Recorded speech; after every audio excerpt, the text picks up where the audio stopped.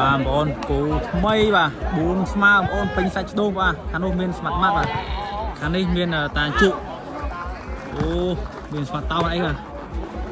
បាទតាជក់លើកអើយស្ដាំរញយកដៃអត់ដែរមិញ